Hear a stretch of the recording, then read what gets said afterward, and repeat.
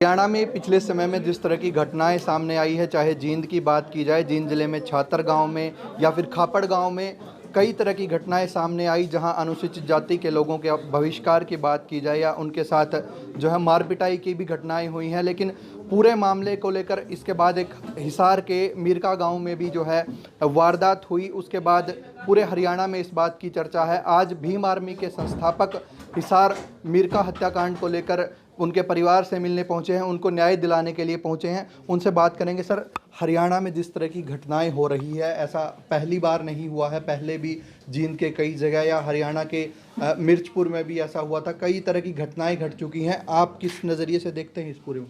देखिए, मैं समझता हूँ जब अयोग्य लोगों के हाथ में शासन सत्ता होती है तब अन्याय, अत्याचार और जो कुरीतियाँ हैं जिनसे आम जनमानस को समस्या है वो बढ़ जाती है। हरियाणा में जो भारतीय जनता पार्टी की सरकार है, उसके जो मुख्यमंत्री हैं, उनकी योग्यता का पैमाना यही है कि आज़ादी के 74 साल बाद भी और भारत में संविधान जहाँ जिस दिन गैर बराबरी का अंत हुआ और सबको समान अवसर मिले, वो दिन आने के बाद भी, संविधान लागू होने के बाद आज भी ऐसी घटनाएं पूरे देश के लिए एक संदेश है कि जातिवाद कितने चरम सीमा पे है। आप किसी को सताने काम करते हैं और वो उसके विरोध में आप पे मुकदमा दर्ज कराता है या अपनी बात कानून के तरीके से रखता है, क्योंकि हमारे लोग तो संविधान को मानने वाले लोग हैं, तो आप उसका बहिष्कार करते हो, फैसले का दबाव बनाते हैं, तो ये गलत। ये किस तरह का माहौल है? यानी कि अपराधियों पर डर नहीं है। जब सत्ता अपराधियों का संरक्षण करेगी तो अपराध बढ़ेगा। और ये आज विनोद भाई के साथ हुआ है, ये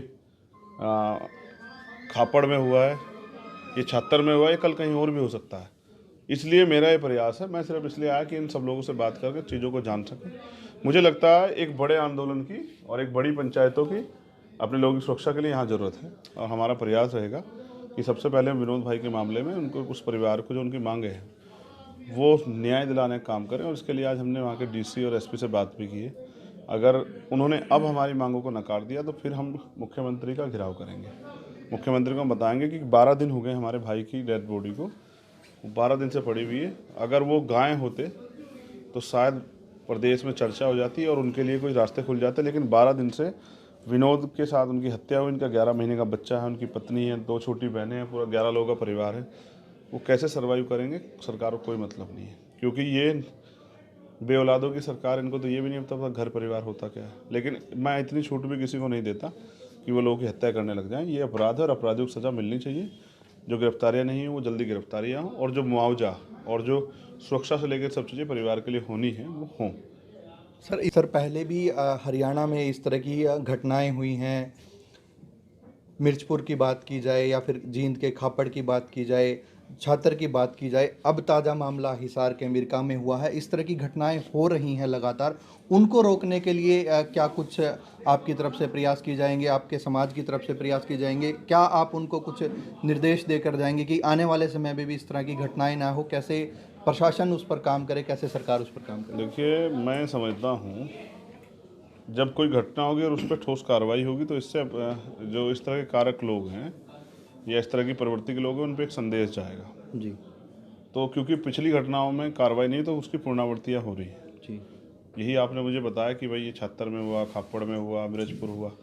और मैं समझता हूँ कि अब इस पे समाज, हमें इनको जड़ से ख़त्म करने की जरूरत है। जड़ से तभी ख़त्म होगी जब कानून बनाने की ताकत बहुजन समाज के लोगों के हाथ में आएगी जी और जब वो इस तरह घटनाओं के लिए ठोस कानून बने और उनका इम्प्लीमेंट हो। जी भाई कानून तो बहुत सारे हैं लेकिन उनका इम्प्लीमेंट कहाँ हो रहा है?